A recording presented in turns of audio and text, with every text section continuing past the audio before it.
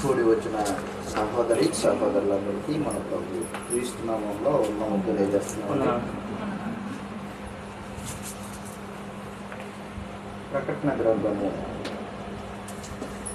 2వ అధ్యాయం 1వ వచనం నుండి 7 వచనాల వరకు ఎఫెసీ సంఘమును గూర్చి ప్రభు అయిన యేసు తెలియజేసిన సందేశాన్ని మనం ఆలోచన చేస్తాం. ప్రకటన గ్రంథం 2వ అధ్యాయం 1వ వచనం నుండి 7వ వచనం వరకు ఉన్న లేఖన భాగాన్ని మనం ఆలోచన చేస్తాం.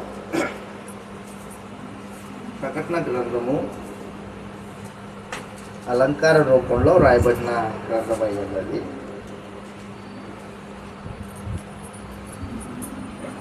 కార్టూన్ పిక్చర్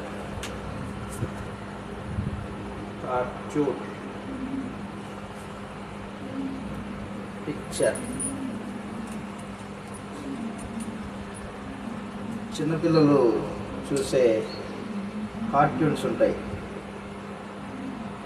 ఆ కార్టూన్స్లో పిక్చర్ ఒకటి, దాని వెనకాల భావం మరొకటి కనిపిస్తూ ఉంటుంది. అలాగున ప్రకటన గ్రంథం రాయబడింది. దీన్ని అపోకలిప్టిస్ అంటారు. అపోకలిప్టిక్ భాషలో రాయబడిన గ్రంథం ప్రత్యేకించి ప్రకటన గ్రంథం. ప్రకటన గ్రంథం వినేవారు ధన్యులు. వాస్తవంగా ప్రకటన గ్రంథమే కాదు, దేవుని గ్రంథం వినేవారు ధన్యులు అని గ్రంథంలో తెలుపబడింది. ప్రకటన గ్రంథం 1వ అధ్యాయము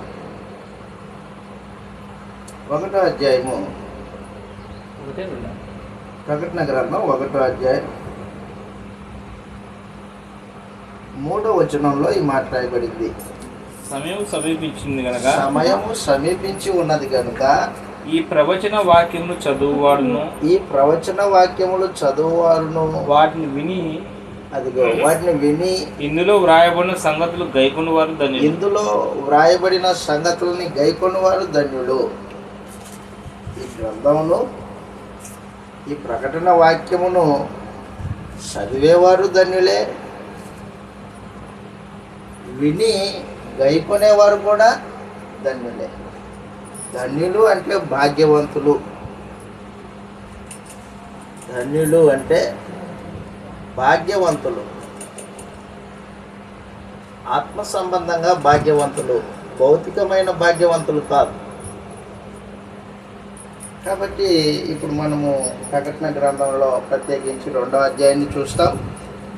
2వ అధ్యాయంలో ఎఫెసీ సంఘానికి ప్రభు అయిన యేసు ఇచ్చిన సందేశాన్ని ఆలోచన చేస్తున్నాం. ఎఫెసీ సంఘానికి ప్రభువు ఇచ్చిన సందేశం. ఎఫెసీ సంఘానికి ప్రభు ఇచ్చిన సందేశాన్ని మనం ఆలోచన చేస్తాం. వాస్తవంగా ఈ సందేశం దేవునిది. దేవుని సందేశాన్ని దేవుడు యేసు ప్రభువుకు అప్పగించితే యేసు ప్రభు తన శిష్యుడైన యోహానికి ఈ సందేశాన్ని వివరించి చెప్తూ ఉన్నాడు. యేసు ప్రభు యోహాను గారికి వివరించి చెప్పిన సందేశం అన్నమాట ఇది. ఎఫెసీ సంఘం గురించి మనం ఆలోచన చేస్తాం. వాస్తవంగా ఎఫెసీ సంఘం మైనర్ ఆసియా, అప్పటి కాలంలో రోమ ప్రభుత్వ కాలంలో ఆసియా ప్రాంతంలో ఉన్నది ఎఫెసీ సంఘం.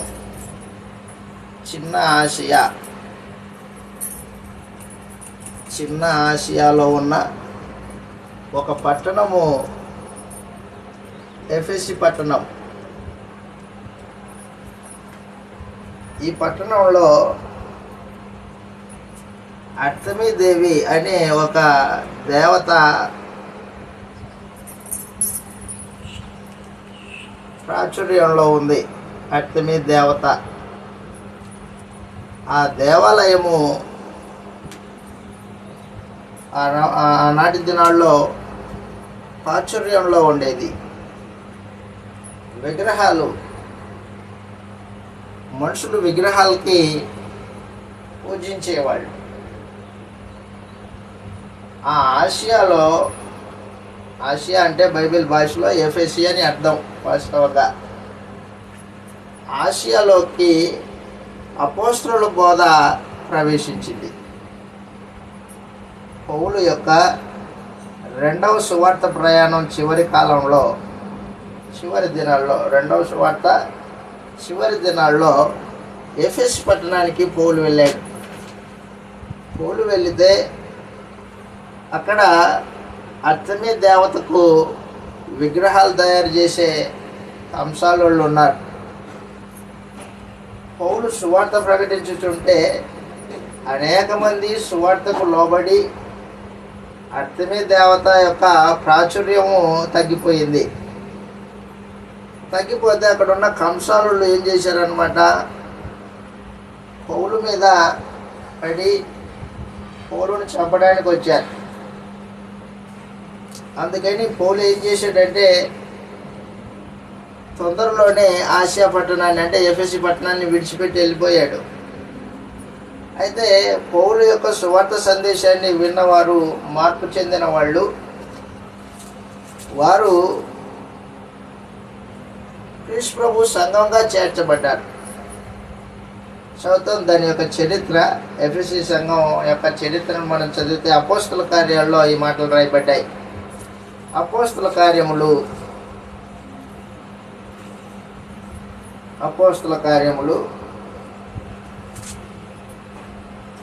2వ సువార్త ప్రయాణం చివరి కాలంలో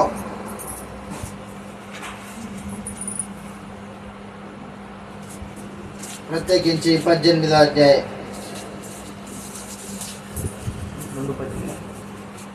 అపోస్తల కార్యములు 18వ అధ్యాయం 18వ వచనం నుండి మనం చదివితే ఎఫెసి పట్టణంలో సంఘం ఎలా ప్రారంభించబడిందో తెలుపుతుంది. పౌలు ఇంకనూ బహుదినములు అక్కడ ఉండిన తర్వాత సహోదరుల యొద్ద సెలవు పుచ్చుకొని తనకు మొక్కుబడి ఉన్నందున క్రెంక్రేయలో తల వెంట్రుకలు కత్తిరించుకొని ఓడ ఎక్కి సిరియాకు బయలుదేరాడు. ప్రిస్కిల్లా అకులాను వారు అతనితో కూడా వెళ్ళింది. వారు ఎఫెసునకు వచ్చినప్పుడు అతడు వారిని అక్కడ విడిచిపెట్టి తాను మాత్రము సమాజ మందిరంలో ప్రవేశించి యూదులతో తర్కించుచుండెను. వారు ఇంకనూ కొంతకాలం ఉండమని అతడిని వేడుకొనగా అతడు ఒప్పక దేవుని చిత్తమైతే మీ యొద్దకు తిరిగి వస్తుందని చెప్పి వారి యొద్ద సెలవు పుచ్చుకొని ఓడ ఎక్కి ఎఫెసు నుండి బయలుదేరాను. తర్వాత కైసరియా దిగి యెరూషలేమునకు వెళ్లి సంఘపు వారిని కుశల ప్రశ్నలు అడిగి అంత్యోదయకు వచ్చాను.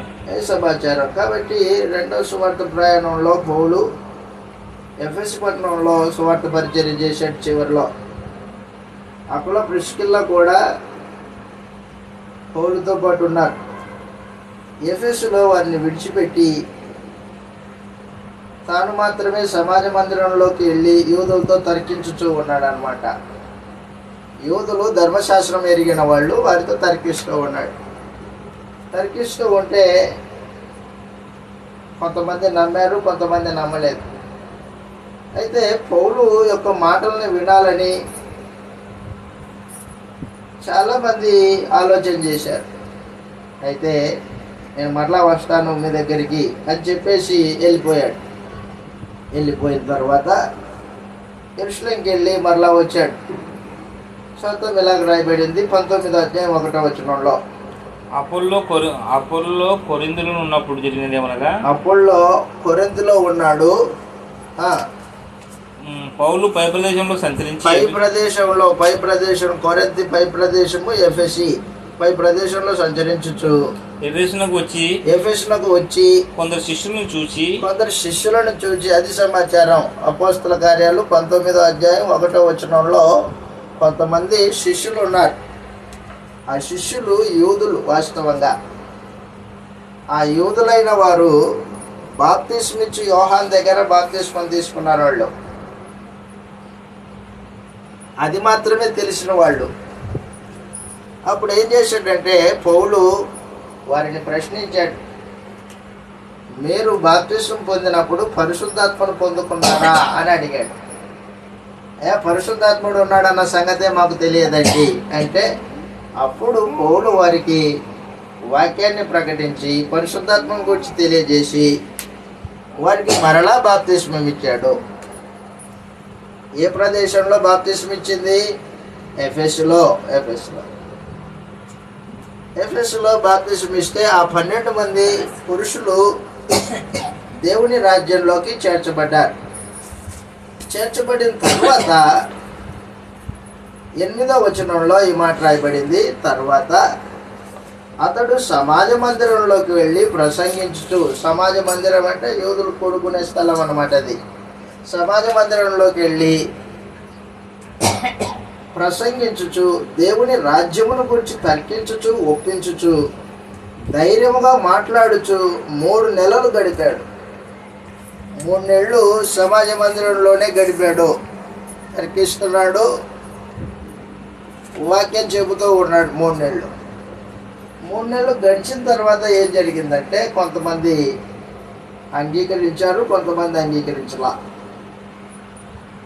అంగీకరించిన వారిని అందరినీ తురన్ను అనే ఒకని పాఠశాలలో కూర్చుండబెట్టి బైబిల్ ట్రైనింగ్ ఏర్పాటు చేసి పెట్టాడు. సువార్త పరిచర్య ఎలా సాగింది, ఎఫెసులో సంఘం ఎలా ఏర్పాటయింది అనేది చెప్తున్నాను మీకు. ఇప్పుడు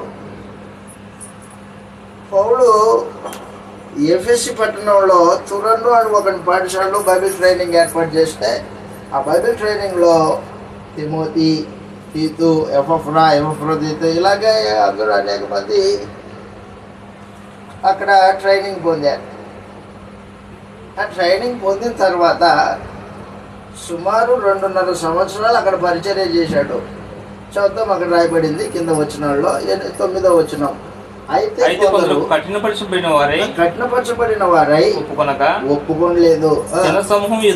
జన సమూహము ఎదుట ఈ మార్గమును దూషించుచు ఉన్నందున అతడు వారిని విడిచి, అదిగో దూషించే వారిని విడిచిపెట్టేసి శిష్యులను ప్రత్యేకపరిచి సపరేట్ చేసుకొని ప్రతిదినము తురన్ను అని ఒకని పాఠశాలలో తర్కించుచు వచ్చాను. 2 ఏళ్ల వరకు ఇలాగ జరిగిన సమాచారం 2 ఏళ్ల వరకు ఇలాగ జరిగిన కనుక యూదులేమి గ్రీసు దేశస్థులేమి ఆసియాలో కాపురం ఉన్న వారందరూ ఆసియా అంటే ఎఫెసీలో కాపురం ఉన్న వారందరూ ప్రభు వాక్యం అనేది 2 సంవత్సరాలకి ఎఫెసు పట్టణం అంతా సువార్త వ్యాప్తి చెందింది. 2 సంవత్సరాలకి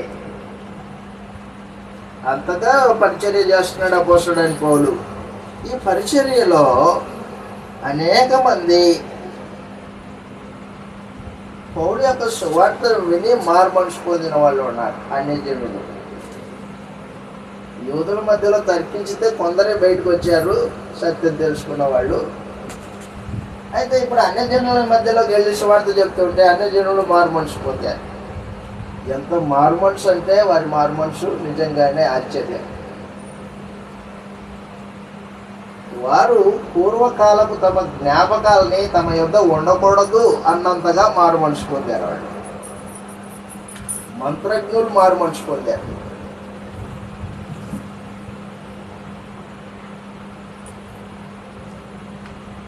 మంత్ర సంబంధమైన పుస్తకాలు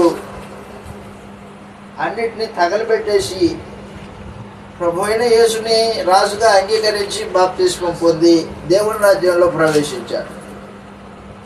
ఆ ఎఫెసు పట్టణం 2.5 సంవత్సరాలు సుమారు. ఈ 2 సంవత్సరాలు పౌలు సువార్త పరిచర్య చేస్తూ విశేషమైన అద్భుతాలు చేస్తున్నారు. పౌలు ఎంత విశేషమైన అద్భుతాలు అంటే, పౌలు యొక్క చెంగు నడికట్టును ముట్టుకుంటే రోగులు స్వస్థపరచబడుతున్నారు. అద్భుతమైన ఆశ్చర్యకరమైన స్వస్థత కార్యక్రమాలు జరుగుతున్నాయి. పరిశుద్ధాత్ముడు పౌలుకి తోడై ఉండి కార్యక్రమాలు జరిగిస్తూ ఉన్నాడు. చదువు అక్కడ రాయబడింది 11వ వచనంలో, మరియు దేవుడు పౌలు చేత విశేషమైన అద్భుతం మరియు చేయించెను. దేవుడు పౌలు చేత విశేషమైన అద్భుతములను చేయించెను. అతని శరీరంకు తగిలిన చేతి గుడ్డలైనను అతని శరీరమున తగిలిన చేతి గుడ్డలనైనను నడికట్టునైనను రోగుల యొద్దకు తెచ్చినప్పుడు రోగుల యొద్దకు తెచ్చినప్పుడు రోగములు వారిని విడిచి రోగములు వారిని విడిచెను, దయ్యములు కూడా వదిలిపోయాను. దయ్యములు కూడా వదిలిపోయాను. దేశ సంచారంలో అదిగో, మాంత్రికులైన దేశ కొందరు యూదులు సంచారంలో మాంత్రికులైన కొందరు యూదులు పౌలు ప్రకటించి యేసు తోడు మేము పౌలు ఉచ్చారణ చేసి- ప్రకటించు యేసు తోడని మిమ్మల్ని ఉచ్చాటన చేయుచున్నామని మాట చెప్పి దయ్యములు పట్టిన వారి మీద ప్రభువైన యేసు నామమున ఉచ్చరించుటకు ఉచ్చరించుటకు పూనుకున్నారు. స్కెవయ అనేవాడిని కుమారులు ఈ కార్యక్రమాన్ని చేస్తున్నారంట. ఈ స్కెవయ అనేవాడు యూదుడు, ధర్మశాస్త్రం కలిగిన వాడే. కానీ ఏం చేస్తాం, మాంత్రిక విద్యలు నేర్చుకుని ఇలాగ పాడైపోయాడు మనుషుడు. అలాంటి పరిస్థితుల్లో పౌలు అద్భుతమైన కార్యక్రమాలు చేస్తూ ఉన్నాడు. చేస్తూ ఉంటే అక్కడ సంఘము అనేక మంది ద్వారా ప్రారంభించబడింది. 17వ వచనంలో ఈ సంగతి ఎఫెసులో ఉన్న కాపురం ఉన్న సమస్తమైన యూదులకి గ్రీసు దేశస్తులకి తెలియవచ్చినప్పుడు వారందరూ భయం కలిగాను. గనుక ప్రభువైన యేసు నామము యేసు నామం గణపరచబడెను. యేసు నామం అంటే పేరు కాదు, అధికారం. అధికారం. యేసు ప్రభు యొక్క అధికారము గణపరచబడింది. గణపరచబడితే విశ్వసించిన వారు అనేకులు వచ్చి తాము చేసిన వాటిని తెలియచెప్పి ఒప్పుకున్నారు. మరియు మాంత్రిక విద్య అభ్యసించిన వారు అనేకులు చేసుకోండి. 19వ వచనంలో మాంత్రిక విద్యను అభ్యసించిన వారు అనేకులు తమ పుస్తకాలు తెచ్చి అందరి ఎదుట వాటిని కాల్చివేసిరి. వాటి లెక్క చూడగా వాటి వెల 50,000 వెండి రూకలైంది. అది సమాచారం. 50,000 వెండి రూకలు. 50,000 వెండి రూకలు. అంత లెక్కతో కొన్న పుస్తకాలని, మంత్ర పుస్తకాలని ఏం చేశారనమాట, కాల్చివేశారు. ఎఫెసస్ సంఘం ప్రభువుని హత్తుకుంది, మారు మనసు పొందింది. తమకున్న పూర్వపు జ్ఞాపకాలు మరలా జ్ఞాపకానికి రాకోకుండా ఉండడానికి ఏం చేశారనమాట, వాళ్ళు వాటిని కాల్చివేశారు. ఈ రోజున అనేక మంది క్రైస్తవులు అని చెప్పుకుంటారు, వాళ్ళ పాత జ్ఞాపకాలు అలాగే ఉంటాయి. పాత జ్ఞాపకాలు అంటే వాళ్ళ తండ్రి ఫోటోలు, వాళ్ళ చనిపోయిన వాళ్ళ బంధువుల ఫోటోలు అలాగే పెట్టుకొని ఉంటారు. కానీ యేసు ప్రభుని ప్రేమిస్తున్నాం అంటారు, మారామంటారు. మారినోడు పాత జ్ఞాపకాలు ఉంటాయా? పాత జీవితానికి సంబంధించిన ఏ జ్ఞాపకమే మా దగ్గర ఉండకూడదు అనే భావనతో వాళ్ళు ఏం చేశారనమాట, కాల్చిపడేశారు. ప్రభువుని హత్తుకొని ప్రభువుని ప్రేమించారు వాళ్ళు. ఎఫెసస్ సంఘం ఉన్నతమైన సంఘంగా ఎదిగింది. ఆ ఎఫెసస్ సంఘానికి అనేక మంది సువార్థికులు సువార్త పరిచర్య చేశారు.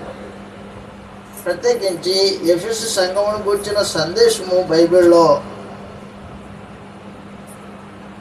5 పుస్తకాలు రాయబడ్డాయి, 5 పత్రికలు రాయబడ్డాయి. ఎఫెసస్ సంఘమును గురించిన సందేశమే 5 పత్రికలు రాయబడ్డాయి. ఈ 5 పత్రికల్లో మొట్టమొదటిది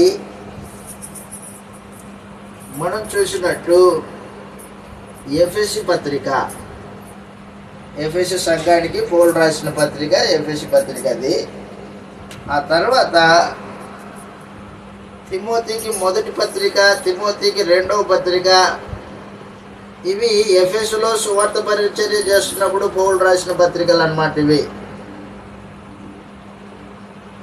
ఎఫెసులో సువార్థికునిగా పనిచేస్తున్న తిమోతికి ఉత్తరం రాశాడు. ఎన్నైనా ఇప్పుడు 3 అయ్యాయి. ఆ తర్వాత యోహాన్ గారు క్రీస్తు శకం 70 తర్వాత యేసు ప్రభు శిష్యుడైన యోహాను సువార్త పరిచర్య చేశాడు. అపోస్తుడైన యోహాను ఎఫెసీ పట్టణంలో సువార్త పరిచర్య చేశాడు. యోహాన్ గారు రాసిన మొదటి పత్రిక. ఆ తర్వాత ప్రకటన గ్రంథంలో మనం చదివిన ఎఫెసీ సంఘమును గూర్చిన ప్రభు యొక్క సందేశం 2వ అధ్యాయం. ఎన్ని మొత్తం 5.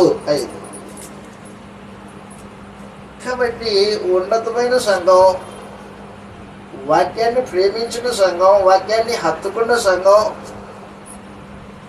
వాక్యం కొరకు తమ పాత జ్ఞాపకాలు ఉండకూడదు అనే భావన కలిగిన సంఘం, అర్థమే దేవత దేవాలయం కలిగిన ఆ పట్టణంలో అపోస్తలుల బోధ ప్రకారంగా సంఘం ఏర్పాటు చేయబడింది. ప్రభువుని బహుగా ప్రేమించిన సంఘం ఎఫెసు సంఘం. ఆ మాటకు వస్తే ఎవరు చెప్తున్నారు ఈ మాట? ప్రభువే చెప్పాడు. యేసు ప్రభువే ఆ సంఘంను గురించి సాక్ష్యం ఇచ్చాడు. ఏమని? నీవు నా పట్ల కనబరిచిన మొదటి ప్రేమ అన్నాడు. ఫస్ట్ లవ్, మొదటి ప్రేమ, ఉన్నతమైన ప్రేమ అనేది నా పట్ల.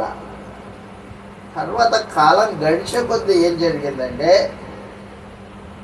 ఎఫెసు పట్టణంలో అబద్ధ బోధ, కల్పనా కథలు, మితం లేని వంశావళులు వచ్చి సంఘాన్ని విచ్ఛిన్నం చేసే పరిస్థితి.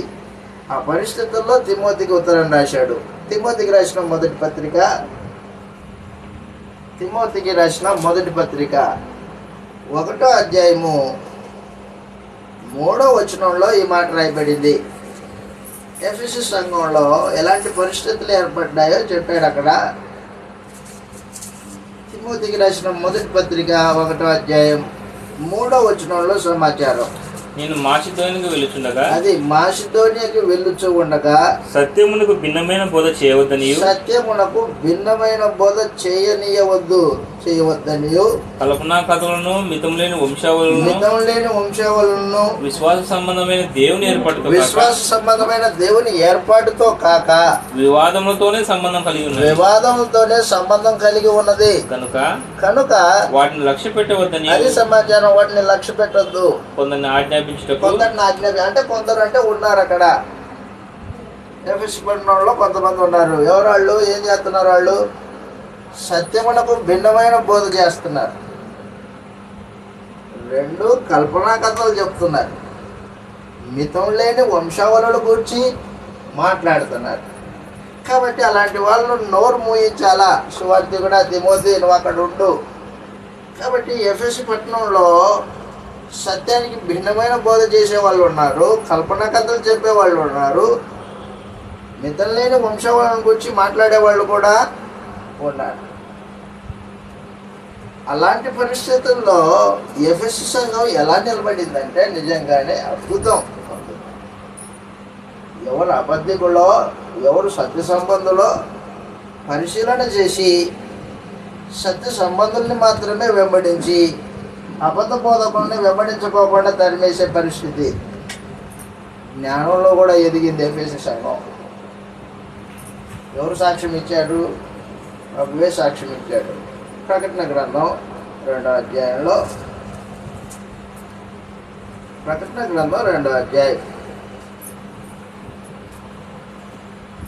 ప్రకటన గ్రంథం 2వ అధ్యాయం ప్రత్యేకించి 2వ వచనం నుండి మనం చదివితే ఇలాగ రాయబడింది. 2వ అధ్యాయం 2వ వచనంలో ఎఫెసీ గురించి మాట్లాడుతూ ప్రకటన గ్రంథం 2:2 ఇలాగ తెలియజేస్తూ ఉన్నాడు. నీ క్రియలను, నీ కష్టమును, అది సమాచారం. క్రియలు, నీ కష్టం, నీ సహనమును నేను ఎరుగుదును. సహించుకుంది, క్రియలు చేసింది, కష్టపడింది, ప్రభు కొరకు కష్టం అనుభవించింది. అయితే నీవు దుష్టులను సహింపలేవు అని అపోస్తులు కాగే తమ అపోస్తులను చెప్పుకుని వారిని పరీక్షించి దుష్టులను సహించలేదు. ఎవరైనా దుష్టుడు కనిపించాడా వాడిని ఓడ్చుకునే రకం కాదు. దుష్టుని వెంబడించుకోకుండా దుష్టుని సంఘం నుండి వెలివేసే పరిస్థితి అన్నమాట. దుష్టులను సహింపలేవనియు అపోస్తలులు కాకయే తాము అపోస్తలులమని చెప్పుకుని వారిని పరీక్షించి వారి అపోస్తలులు కాకయే అపోస్తలుమని చెప్పుకునే ఒక దొంగ బ్యాచ్ ఉంది. అపవాది దింపిన బ్యాచ్ అది. అపోస్తుల వేషమును ధరించుకొని వచ్చిన వాళ్ళు అపవాది సంబంధులు ఉన్నారు. దొంగ అపోస్తులు. కొరింథీయులకు రాసిన మొదటి పత్రిక 2వ పత్రిక 11వ అధ్యాయం. కొరింథీయులకు రాసిన 2వ పత్రిక 11వ అధ్యాయం 11వ వచనం చదువుతాం. ఇలాగ రాయబడింది,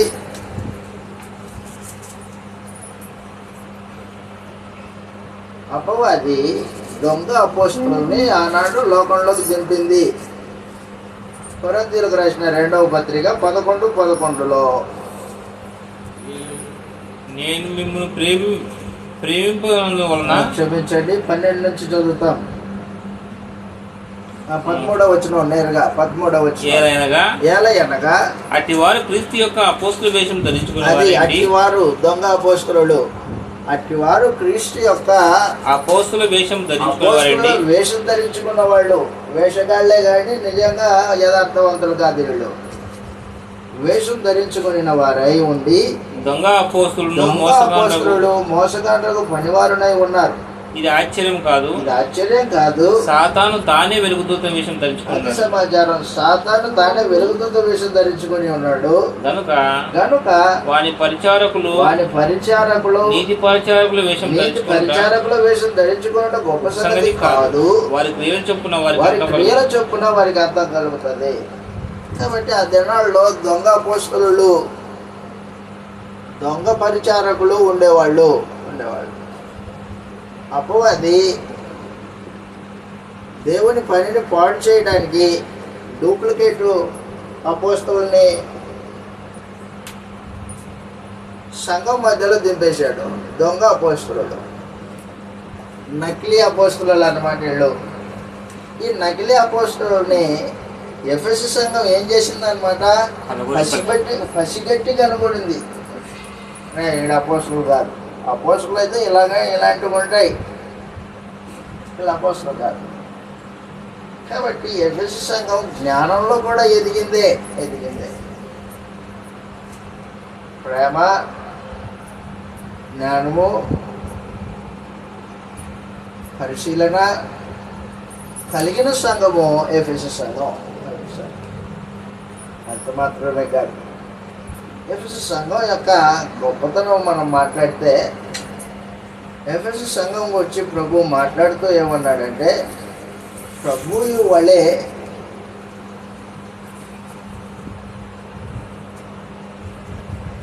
వలె అబద్ధాన్ని ద్వేషించే స్వభావం కలిగింది ఎఫెసు సంఘం. చూద్దాం, ఇలాగ రాయబడింది 6వ వచనంలో. ప్రకటన గ్రంథం 2వ అధ్యాయం 6వ వచనంలో.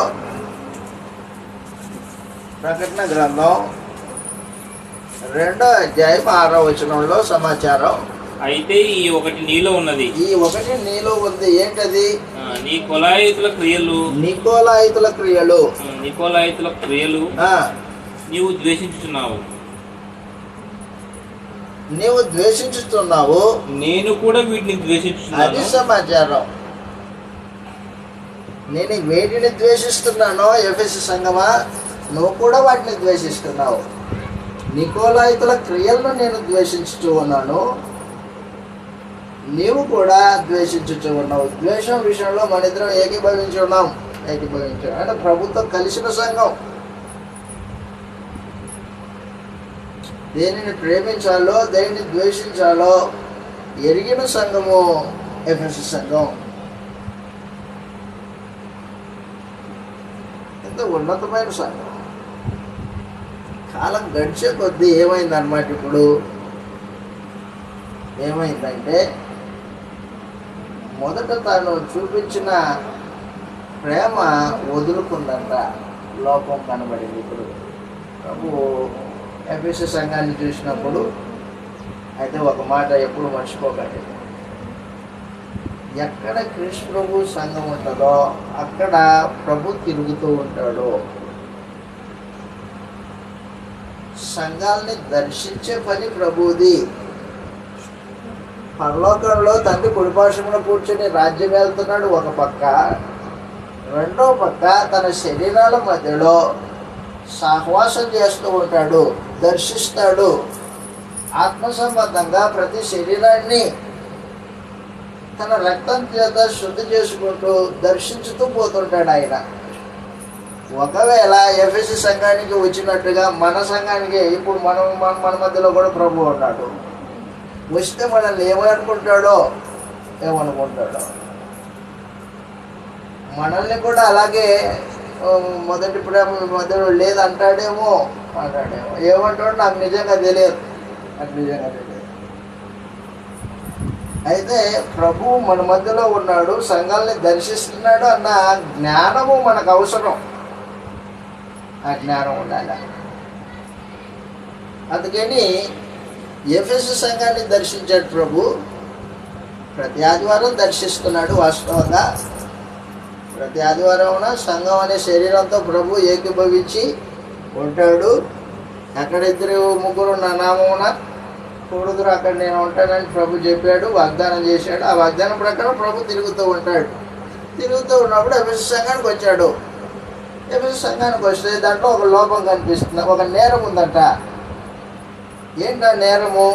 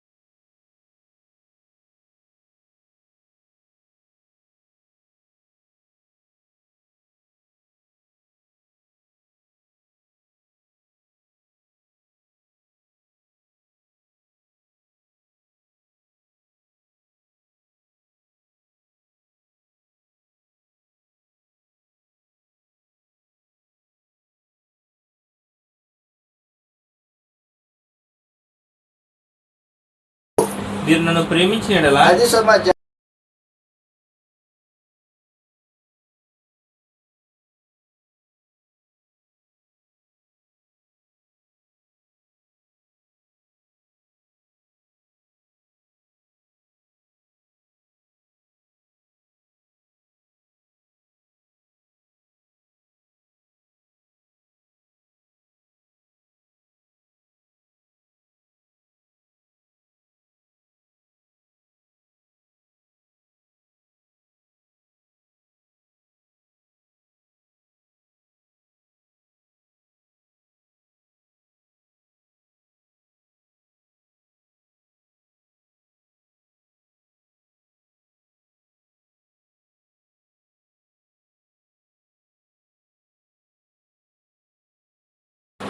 అది కైకొనడం.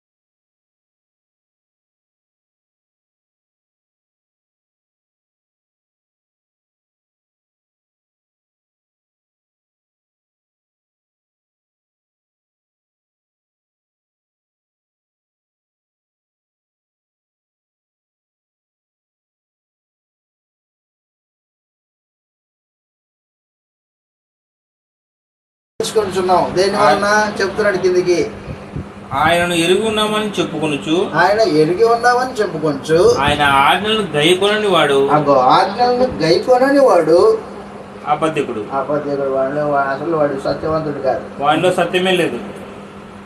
ఏమంటాడు, వాక్యం అంటే బలి ఇష్టం అండి, నాకు సత్యవాక్యం కోసం వెంబడిస్తానండి నేను.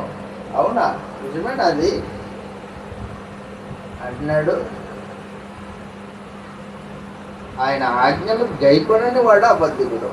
వానిలో సత్యం లేదు. వాడిలో సత్యం లేదు. ఆయన వాక్యం ఎవడు గైకొనునో ఆయన వాక్యము ఎవడు గైకొనునో వానిలో దేవుని ప్రేమ వాడిలో దేవుని ప్రేమ నిజముగా పరిపూర్ణమాయను.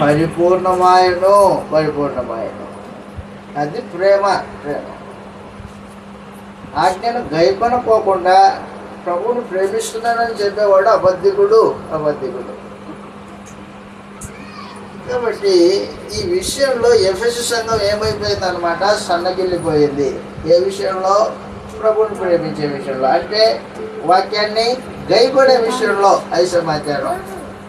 వాక్యాన్ని గైకొనే విషయంలో సన్నగిల్లిపోయింది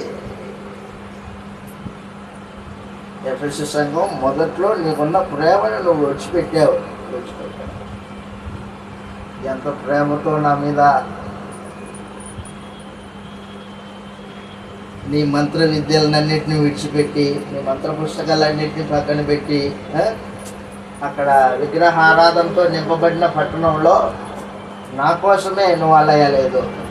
సహించుకున్నావు, ఓర్చుకున్నావు, శ్రమపడ్డావు. ఇంత ప్రేమ చూపిన నీవు కాలం గడిచే కొద్ది ఏమైందనమాట, ప్రేమ సన్నగిలిపోయింది.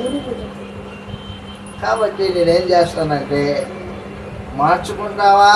సరే, మార్చుకోకపోతే దీపస్తంభాన్ని అక్కడి నుంచి ఎత్తేస్తాను అన్నాడు.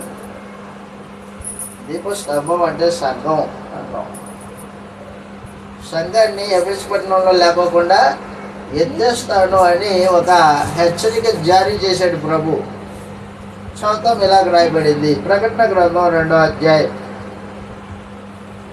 ప్రకటన గ్రంథం 2వ అధ్యాయంలో ప్రత్యేకించి 5వ వచనంలో ఈ మాటలు రాయబడ్డాయి.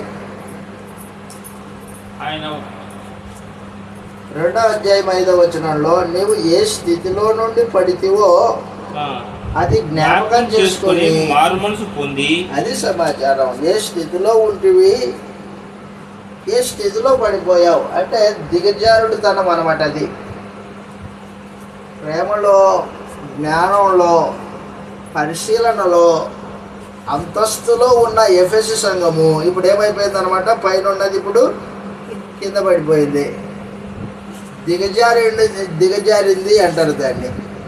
తన స్థాయి పైనుంచి కింద పడిపోవడాన్ని ఏమంటాడంటే దిగజారుడుతనం. ఇంత దిగజారుడు వాడివని నాకు తెలియదు అంటుంటాం మనం అప్పుడప్పుడు. అలాంటి స్థితికి చేరుకుంది దిగజారుడుతనం.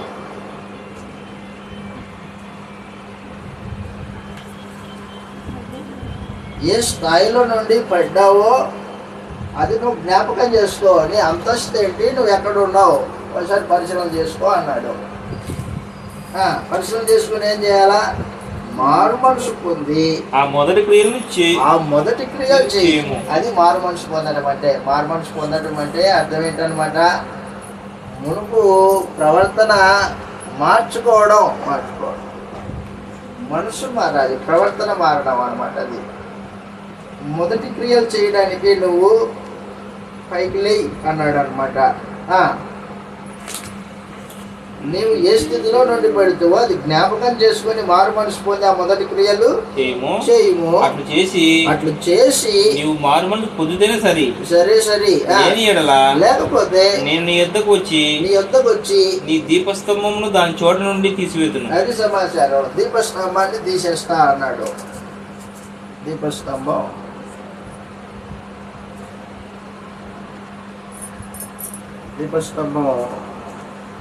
పాత నిబంధనలో గుడారంలో ఉంటుంది. అయితే క్రొత్త నిబంధన యొక్క దీపస్తంభము ప్రత్యేకించి సంఘం. ప్రకటన గ్రంథం 1వ అధ్యాయంలో ఈ విషయాన్ని తెలియజేశాడు. దీపస్తంభం అంటే ఏంటి? ప్రకటన గ్రంథం 1వ అధ్యాయం 19-20 వచనాల్లో ఈ మాటలు రాయబడ్డాయి. ప్రకటన గ్రంథం 1వ అధ్యాయం 19-20 వచనాల్లో దీపస్తంభాల మధ్యలో తిరుగువాడు ప్రభు అయిన యేసు చెప్తున్నాడు. ఏమంటున్నాడు? కాగా నువ్వు చూచిన వాటిని ఉన్న వాటిని వీటి వెంట కలగబో వాటిని అనగా నా కుడి చేతిలో నీవు చూచిన 7 నక్షత్రములను గురించిన మర్మమును ఆ 7 సువర్ణ దీపస్తంభముల సంగతి వ్రాయము. 7 సువర్ణ దీపస్తంభముల సంగతి, 7 నక్షత్రాల సంగతి రాయి. ఏంటది?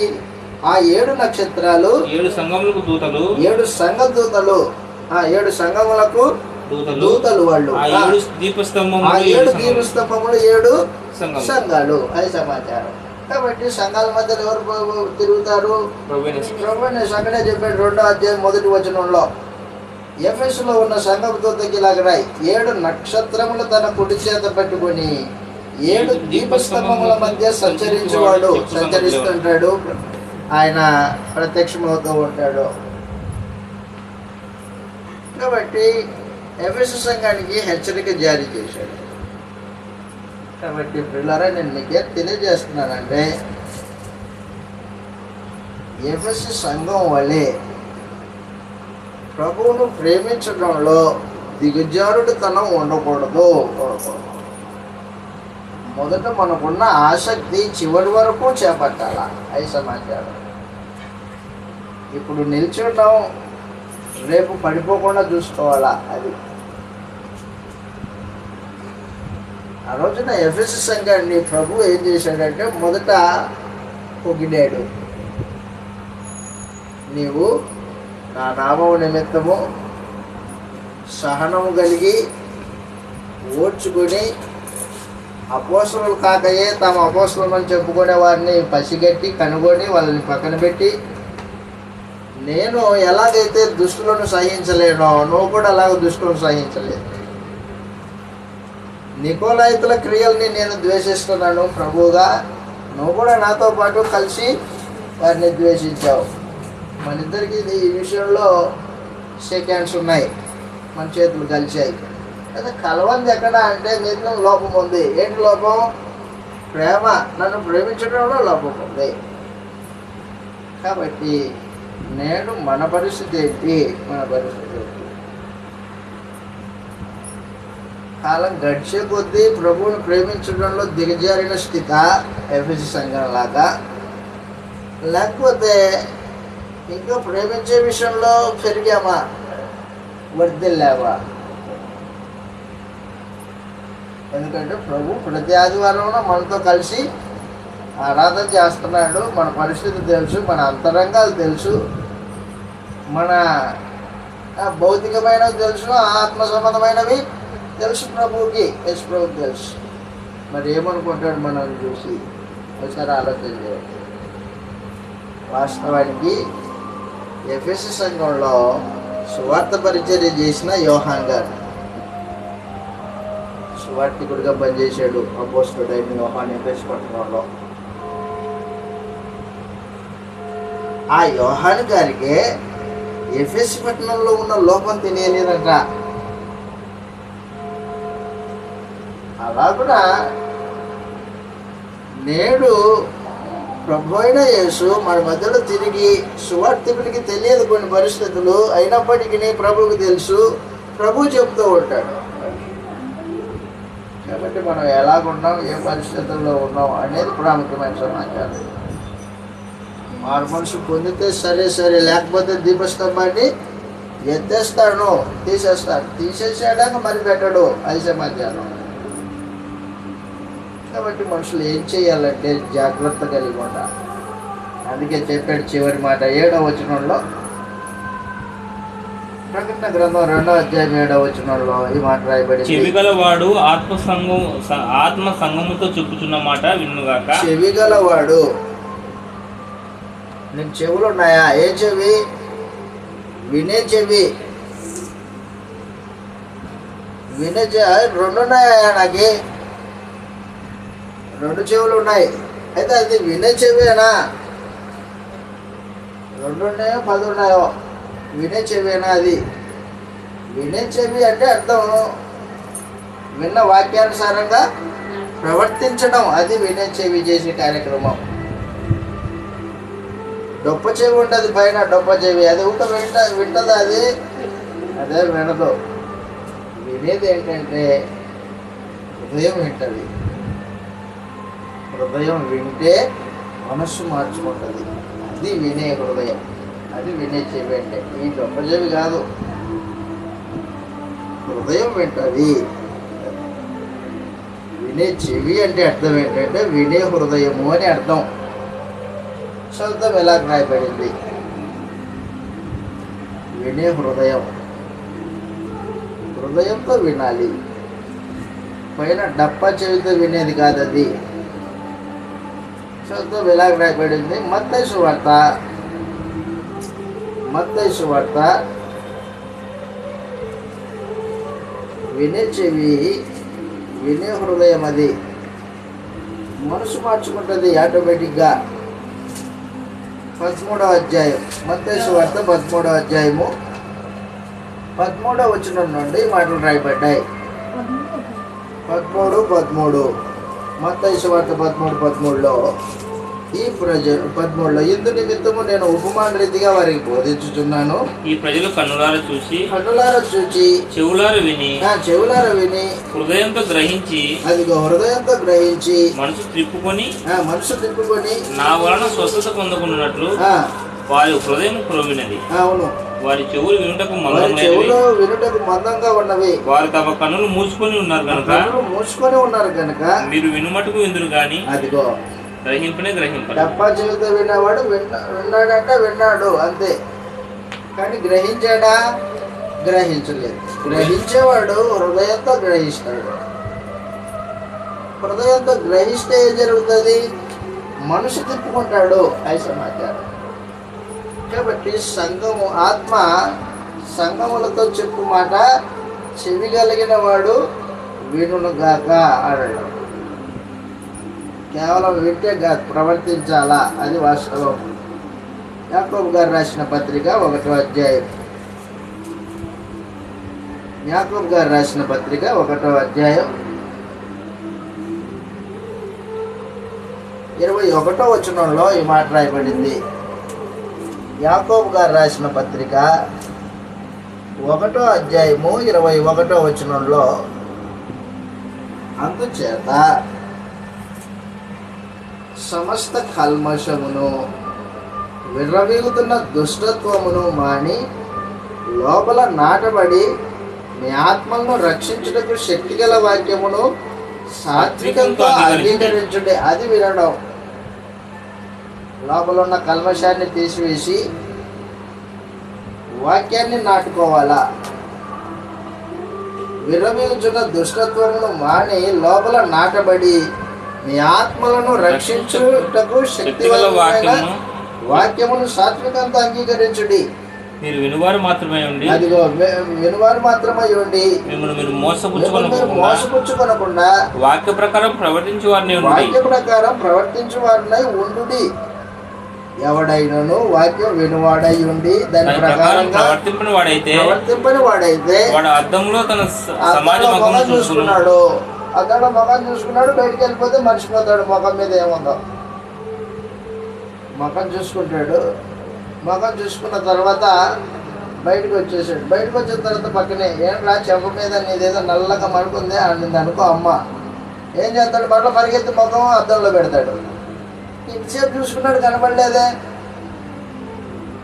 అట్లా అన్నమాట. అంటే మర్చిపోతాడు. అది నేను చెప్తుంది. అద్దంలో చూసినంతసేపు ముఖం మీదే ధ్యాస, బయటికి రాగానే ముఖం మర్చిపో. అలా కూడా మనుషుడు కేవలం వాక్యం వింటే సరిపోదు, ఏం చేయాలా? దాని ప్రకారంగా ప్రవర్తించేవాడినై ఉండాలా. కాబట్టి ఆత్మ సంఘములతో చెబుతున్న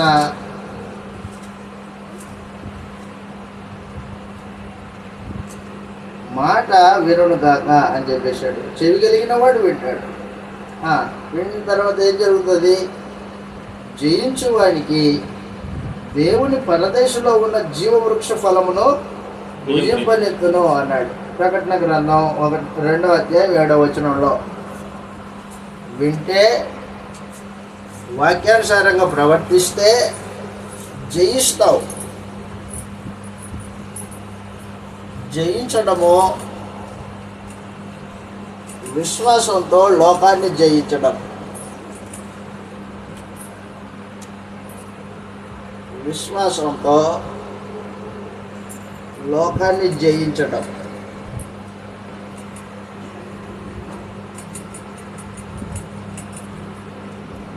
విశ్వాసం కలిగిన వాళ్ళు లోకాన్ని జయిస్తారు. అలెగ్జాండర్ ది గ్రేట్ లోకాన్ని జయించడానికి సైన్యాన్ని వెంటబెట్టుకొని యుద్ధ సామాగ్రి వెంటబెట్టుకొని పరుగులు ఎత్తాడు ప్రపంచ పటం మీద. లోకాన్ని జయించిన వీరుడు అనే బిరుదాంకితం కూడా పొందాడు. అది కాదు లోకాన్ని జయించడం అంటే. లోకాన్ని జయించడం అంటే విశ్వాసంతో జయించాలి. శరీరాశిని, నేత్రాశిని, జీవ కుటుంబాన్ని జయించాలి. శరీరాశిని, నేత్రాశిని, జీవ కుటుంబాన్ని జయించాలి. విశ్వాసంతో జయించాలి. అది సమాచారం.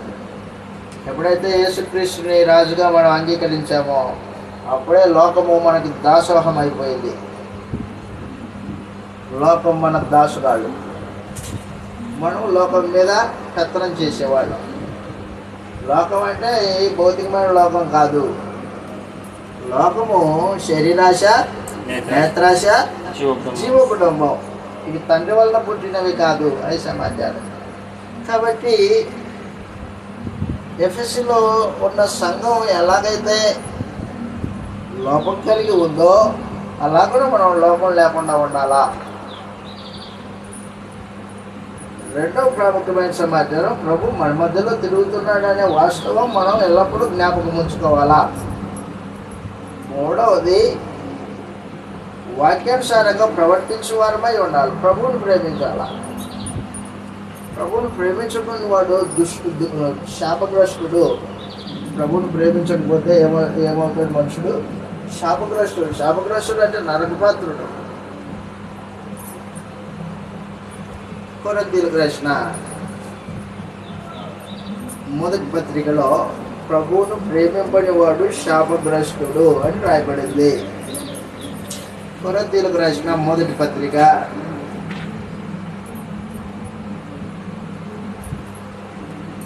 16వ అధ్యాయం 21, 22 వచనాల్లో ఈ మాటలు రాయబడ్డాయి. కొరింథీయులకు రాసిన మొదటి పత్రిక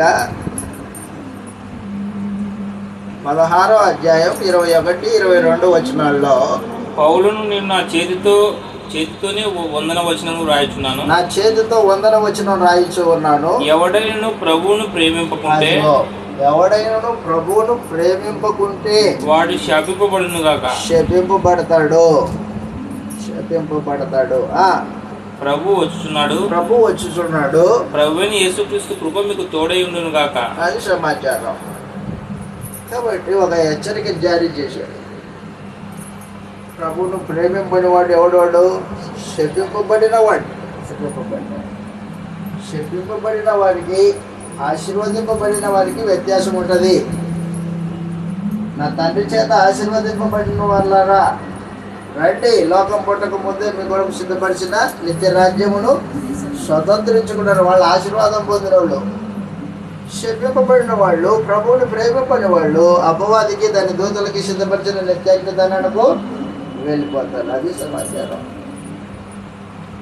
కాబట్టి ప్రభువును ప్రేమించే విషయంలో మన స్థాయి ఏ మేరకు ఉందో ఆలోచన చేసుకునే వాళ్ళని ప్రేమతో మీకు మనవి చేస్తూ నేను ముగిస్తూ ఉన్నాను. అందరికీ వందనాలు.